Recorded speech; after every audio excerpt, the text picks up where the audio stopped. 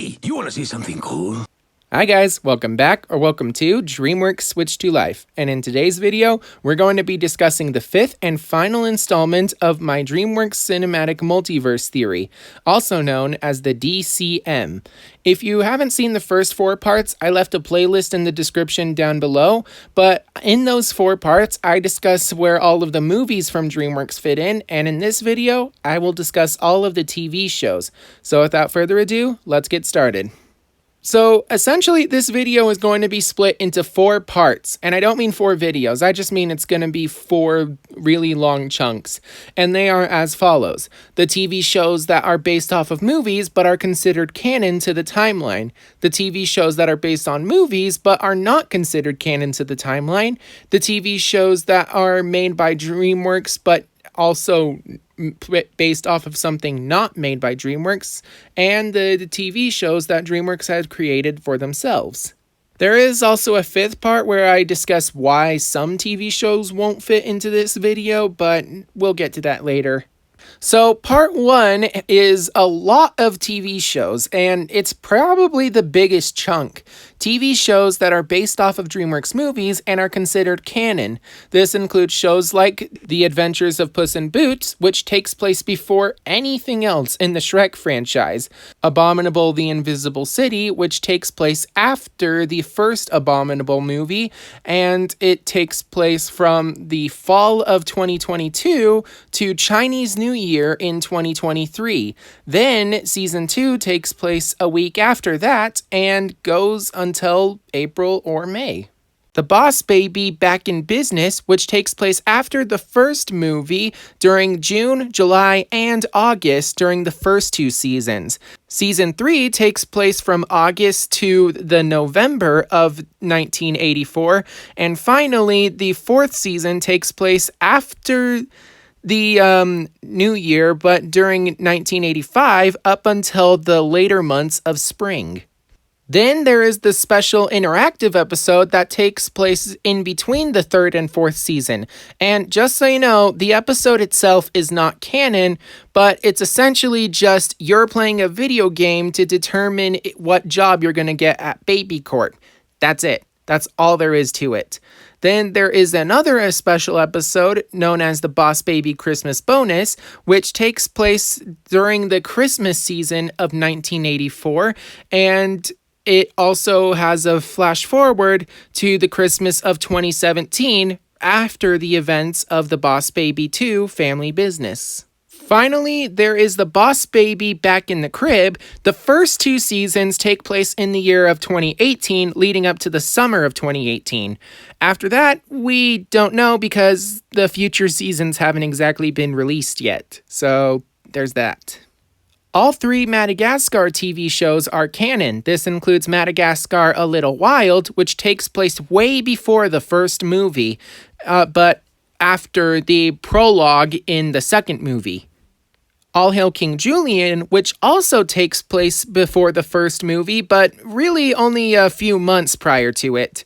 And then there is the All Hail King Julian Exiled TV show, which is actually the 5th season of the series. So it's actually supposed to take place in between season 4 and season 5 of All Hail King Julian. So don't let the numbering confuse you with that. And this also includes the Nickelodeon TV shows, including The Penguins of Madagascar, which takes place after the Penguins of Madagascar movie, where we see the penguins move back into the zoo after going on an adventure with Alex and the gang. And even King Julian and the lemurs are getting a piece of this action. This is followed by the other Nickelodeon TV show, Monsters vs. Aliens, MVA, which takes place after the first movie, but we don't actually know the exact years, but I'm willing to bet it's sometime in 2012. And then the first of our Kung Fu Panda TV shows, Kung Fu Panda Legends of Awesomeness, which most of the series takes place in between the first and second movie, but there are a few episodes that take place after the second movie, evidence because they keep mentioning Lord Shen. There's also Kung Fu Panda: The Paws of Destiny, which takes place after the third movie, but before our third TV show, Kung Fu Panda: The Dragon Knight, which also takes place before the upcoming fourth Kung Fu Panda movie. And while we don't actually know what this series will look like when it ends, I do believe that season 3 will be the final season. And now we come to the How to Train Your Dragon TV shows, of which there are many. This includes Dragons Riders of Berk, Dragons Defenders of Berk, both of which take place a total of 1 month to 6 months after the original movie. Then there's the Dragons Race to the Edge, which takes place 3 years after that. And finally, it ends just a couple months before the second movie. And then we come to really weird TV shows. We already know that Dragons: The Nine Realms is canon, proving that this series takes place 1,300 years after the original series, with the meteorite crashing down on Earth in the December of 2021 before the entire series starts in May of 2022. One show that I will continue to mention is Dragons Rescue Riders, which, although some people don't actually consider it to be canon because the dragons are talking, the thing is, I actually do consider this canon. It doesn't really change anything about the lore, it doesn't change the animation style other than being simplistic, and honestly, it doesn't really do anything except add to the lore of this series, especially because the dragons speak their own language. So we know that they are intelligent creatures, and this is evidence throughout the entire franchise already without them even being able to talk. So there's that. So I actually think that the entire Dragons Rescue Riders TV show takes place at some point in between the third movie and the epilogue of the third movie.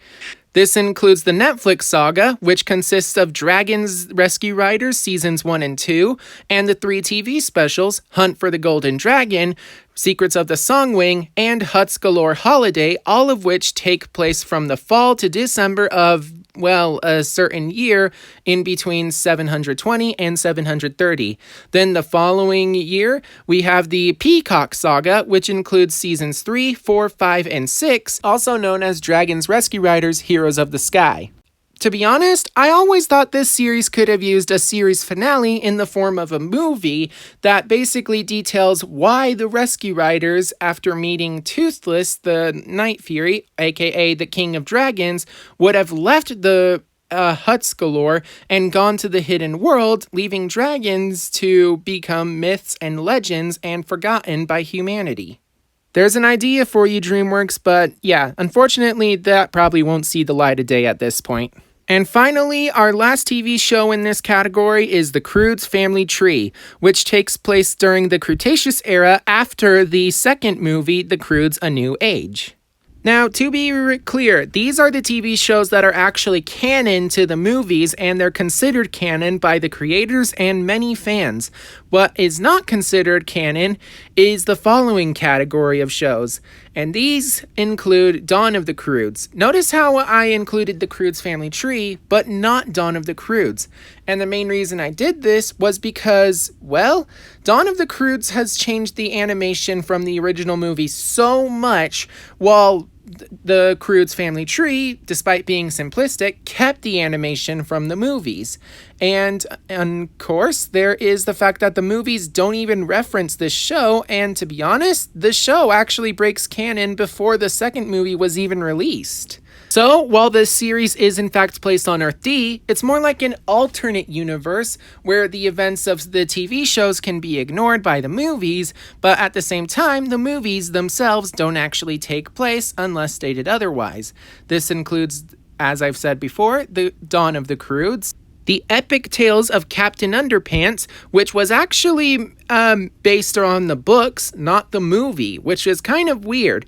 They took the book approach for the origin story by, well, they don't actually show how he got his powers in the show, but it's very clear that they took the book approach because there's an Easter egg of the super alien juice powder from Book 3.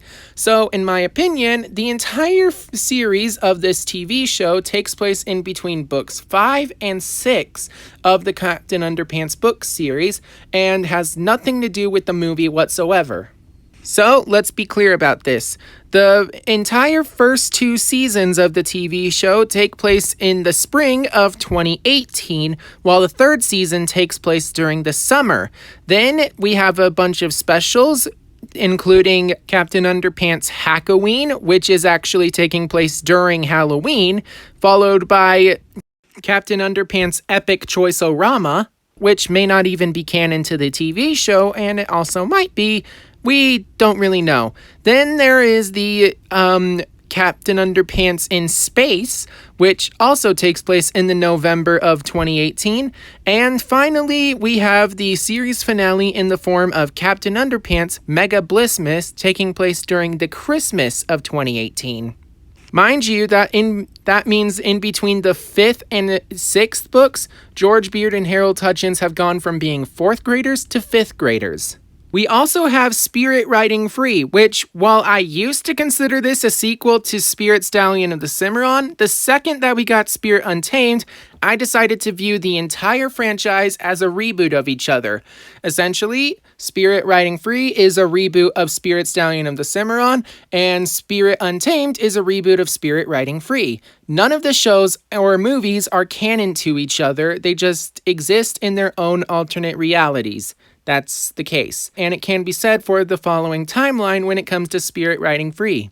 The entire TV show of Spirit Riding Free, followed by Spirit Riding Free Ponytails Season 1, Spirit of Christmas, Spirit Riding Free Ponytails Season 2, Spirit Riding Free Riding Academy Part 1, Spirit Ride Along Adventure, and it ends with Spirit Riding Academy Part 2. Next, we have Home Adventures with Tip and Do, and yes, I know what some of you are going to say. There's nothing that breaks the canon of this series from the movie, except for the change of animation, and add that to the fact that they just completely forget logistics, and it's like really annoying what this show did to the original movie. It butchered it.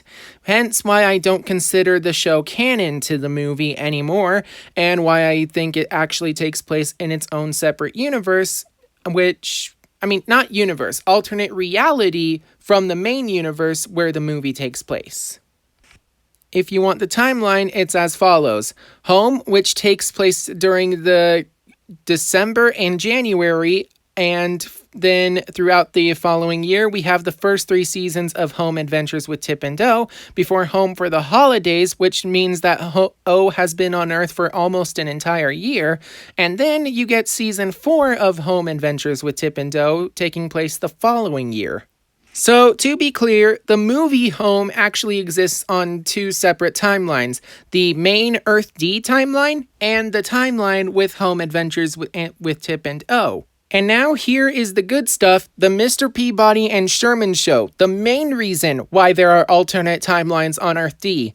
Due to their time travel shenanigans, they're basically creating alternate universes willy and nilly.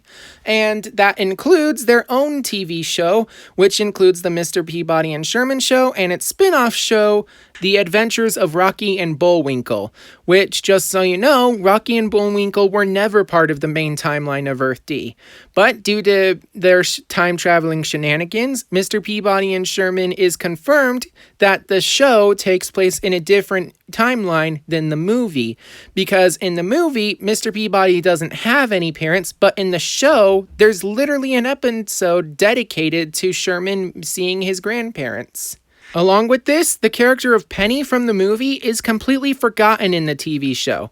So, here's the thing. The movie of Mr. Peabody and Sherman takes place on the main universe of Earth D, but due to time travel shenanigans, Mr. Peabody and Sherman created an alternate universe where instead of the movie, we have the Mr. Peabody and Sherman show and the Adventures of Rocky and Bullwinkle. Oh, and in case you are wondering where the classic show takes place, it takes place in a completely different alternate timeline of Earth D. And now we come to DreamWorks Animation Television's very first official TV show, Turbo Fast. And as I've said before, this show doesn't really do anything to break the canon from the movie, but it does completely forget logistics just like Home Adventures with Tip and Do. So this is another case of the movie existing on two separate timelines. If you've been keeping track, then the reason I keep putting these movies in alternate universes is due to the fact that they changed their animation, along with other reasons. And this was actually going to be the case with the Trolls TV shows, Trolls The Beat Goes On and Trollstopia. But then DreamWorks kind of surprised us by including characters from Trollstopia in their holiday special, Trolls Holiday in Harmony. And they're played by the same actors, and it's the same animation from the movies. So while the TV shows don't share the same animation, I honestly can't blame them. This animation for the shows is way easier to make, and it's not really that strange to look at when compared to the other TV shows that DreamWorks has made. Along with this, all of those shows that I previously mentioned before had their series premieres in 2018 or earlier. This means that Trollstopia is really the only DreamWorks TV shows to change the animation from their original movie since 2019. And I can see why they stuck with this version of animation since it's so much cheaper and you can do a lot more with it than you can if you try to actually do the high quality graphics from the movie. And the fact that they put the characters from one of the TV shows into the official timeline is actually really confident in saying that the shows take place in the same universe as the movies. And even if they don't, it's really not too big a deal, since we know that the Trolls movies actually take place on a planet other than Earth. So they're actually aliens and their world is separate from every other DreamWorks movie. And finally, we come to the Tales of Arcadia franchise. This includes the TV shows of Troll Hunters, Three Below, and Wizards. These shows are then followed by the movie Tales of Arcadia Troll Hunters Rise of the Titans, which is the only reason I'm including it in this video since, while technically not based on the movie, it does take place in the same universe as the movie. But it also doesn't at the same time. See, while Tales of Arcadia in and of itself is set on Earth D, it's actually an alternate timeline except for the last 5 minutes of Rise of the Titans. If you've seen the series, you will know exactly what I mean by that statement, but other than that, I really don't have much to say about this series.